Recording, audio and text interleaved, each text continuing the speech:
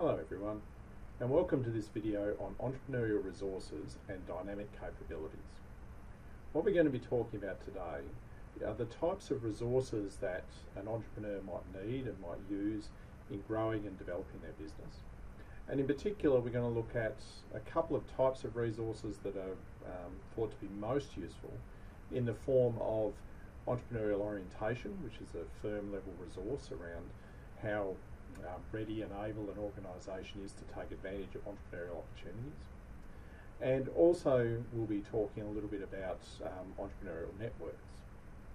And so being able to tap into these entrepreneurial networks as an organisation and how these networks might help an entrepreneur to achieve their business outcomes.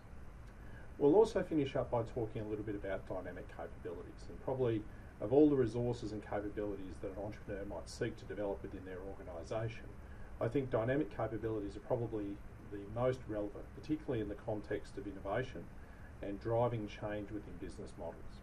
And we'll have a couple of readings from Thies, who's one of the leading authors in this area, who talks about the role of business models and dynamic capabilities and how they work together. So let's start by talking about resources. Resources are a word that we're quite familiar with. We use the word resource all the time, and we tend to have a very basic understanding what resources means. And when we talk about resources, what we're really talking about are things that we put into the production process. So the inputs that we put into either the making of our product or that we use to facilitate the process of value creation. So resources are a really critical part of all businesses. And it's very important that organisations understand their resource profile and understand the types of resources that are going to be critical in their efforts to build their business model and to create value for customers. Now, when we think about resources, it's important to remember that resources can be both tangible and intangible. So from an entrepreneurial perspective, a tangible resource might be something like a building or a physical infrastructure that you have access to. It could be the money that you have in your bank that you're actually able to invest in the running and operation of your particular business. These resources are quite simple and easy for us to understand because they have physical presence. Other resources tend to be intangible, so things like brands and reputations. They're harder for us to quantify, they're harder for us to look at, and they're also much harder for external stakeholders, for people looking into the organisation, to understand because they don't have physical presence. So when we're looking at our resource profile, it's really important that an entrepreneur understands all of the types of resources, both tangible and intangible, that will be critical in the running and success of their particular business. Now, resources are quite interesting things, and we often forget that often a resource in and of itself has no real value. So if you think about a lump of coal, for example, without the ability to burn that coal and turn it into energy or release the energy from that coal and use that energy to drive the machinery of capitalism, the coal itself has no real value. So resources only have value to the extent which they enable us to do things, to achieve certain outcomes. So it's really important when we understand our resources that we accurately understand how they will help us to create value for customers.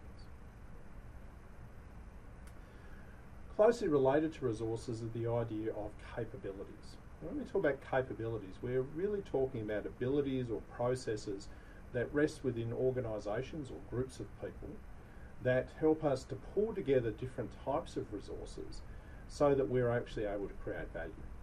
So organisations have capabilities in many different areas. They have capabilities in marketing, they have capabilities in research and development, they have capabilities in accounting and financial management. And some of these capabilities can be very important because they enable us to come up with new business ventures and to create new value for our customers. So again, when we think about the organisation, when we look inside our business, we need to be thinking about the resources we possess and the capabilities we have, the processes we have as an organisation that enable us to be successful. And these two areas are really important because often resources and capabilities are a source of our strategic success. You remember a couple of weeks ago we talked about the link between strategic management and strategic entrepreneurship. And in that discussion we talked about how resources and capabilities are often a source of competitive advantage. And that's certainly true in entrepreneurial businesses. If you have a unique piece of information, or if you have a patent or a trademark or a copyright on something that you can actually leverage to create value, then that is a source of competitive advantage. Others can't easily copy those things and replicate what it is that you're trying to do as an organisation. Now, one of the themes we've talked about a lot in this unit is that entrepreneurs face resource scarcity. Now, it's true that no organisation, no matter how big or how small, has infinite resources. We all have resources constraints. If you're Microsoft, if you're a small local corner store, you're going to have resource constraints that will limit what you can do as an organisation. So entrepreneurs face resource scarcity. They have a lack of resources that they can invest in the startup process. Now, that resource scarcity means that as an entrepreneur, you're always trying to find the optimal use for your resources. You're trying to ensure that you don't waste resources, and if possible, that you gain access to resources that are outside of your direct ownership so they can use in the running of the business. So, for example, if you look at finance, rather than having to fund everything ourselves, many entrepreneurs will go to the market and try and find external sources of funding. So they'll borrow money from banks or financial institutions. They will go to a venture capitalist, or they might use something like Kickstarter as a way to gain access to a larger pool of financial resources that they can use in running their business. So while resources are important, it's not always the case that the resources we use are necessarily owned by our particular business. But we do face resource scarcity. And so we have to be really smart in our decisions about how we actually use these resources. Now, there are many different types of resources that might be useful in an entrepreneurial startup business. And I've just put together a really quick list of some of the generic types of resources we might have.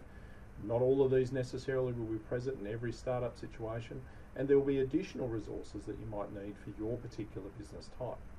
The key point is that organisations need a range of different resources, not just one or two types of resources, but a lot of different resources to make their business function.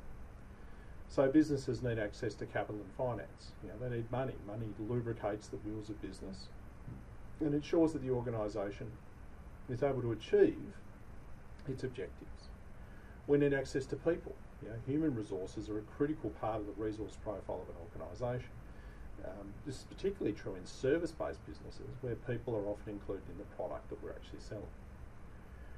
We need to think about the technical knowledge and skills that we possess as an organisation and how these technical knowledge might actually be useful in creating value for the customer.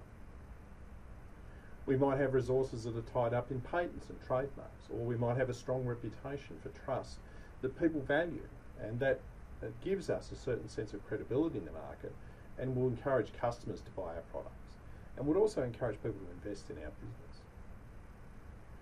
And we also need to think about the time and effort that it takes to actually start a business. Time is not boundless. We all have limited time available to us. And so we need to know that we're making the most effective use of our time and the most effective use of our efforts in running and starting this business. So the key thing to remember is that as an entrepreneur, you really need to think about the full resource profile that you need. What are all the resources that we have, and how do we run our business in the leanest possible way so we minimise the resources that we're using at any one particular point in time. Now, I'm going to talk about a couple of specific types of resources that I think the research would indicate are increasingly relevant to entrepreneurs today. And I've put a little bit more detail about these resources onto the Milo site for you to have a look at and to think through when you're thinking about resources. The first resource that's really important is the entrepreneurial ecosystem or entrepreneurial network in which an organisation resides. Okay? Businesses don't exist in a vacuum.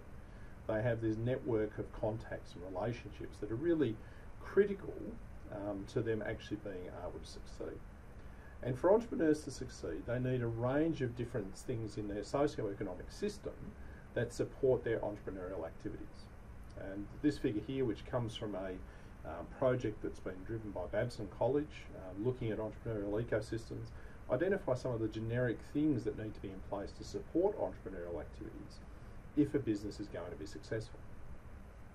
So, for example, you need the right policy regime. It needs to be easy to start a business. There needs to be low levels of red tape.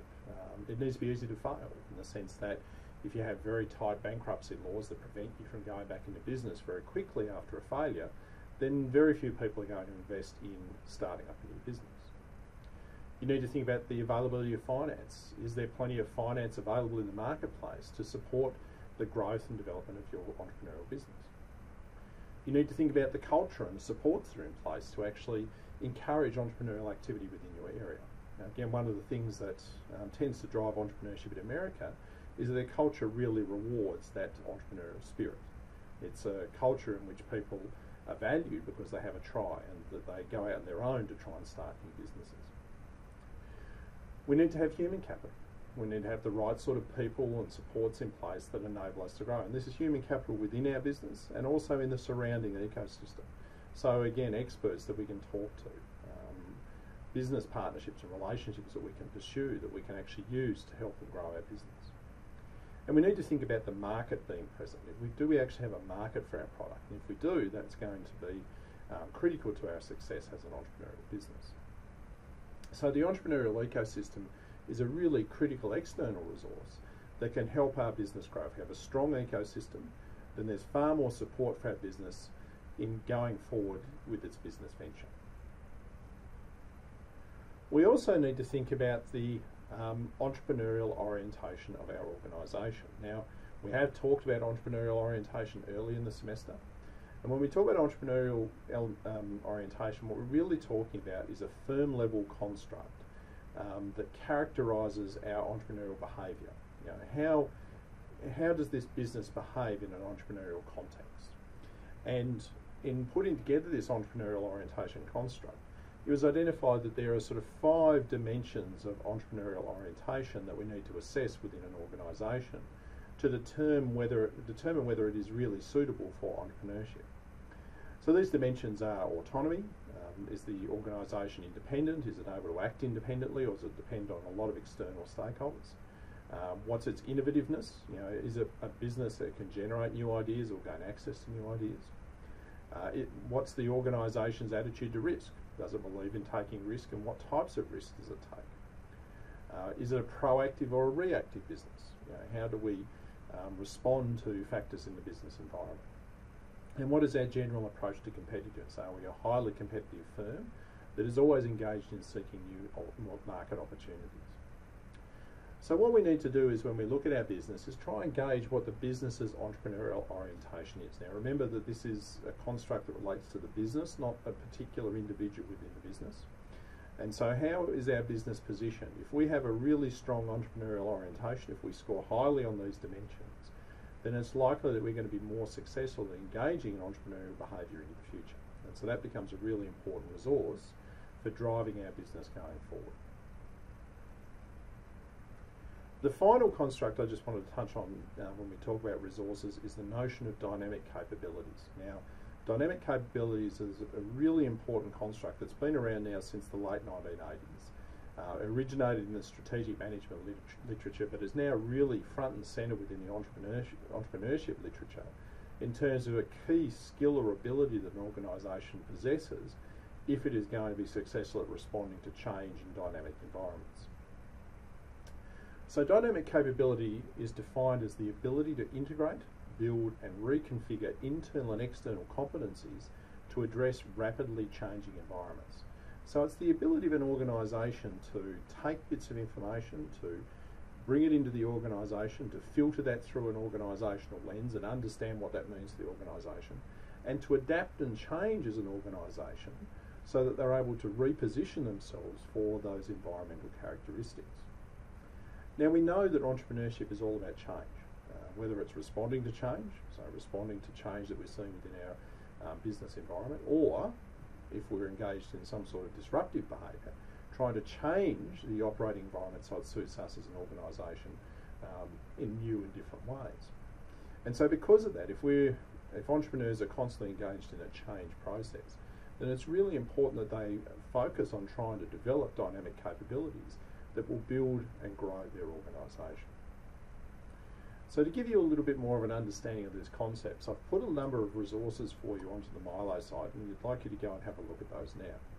In particular, I've put up there for you a small lecture that Tees, who is the lead thinker in dynamic capabilities, delivered a couple of years ago to a university audience in the United States. And in it he talks a lot about the role of dynamic capabilities within the entrepreneurial context. And I think that that will give you a really good understanding about what entrepreneurship is entrepreneurship and dynamic capabilities is all about. So have a look at those resources, and we're going to talk about these concepts in the workshop this week.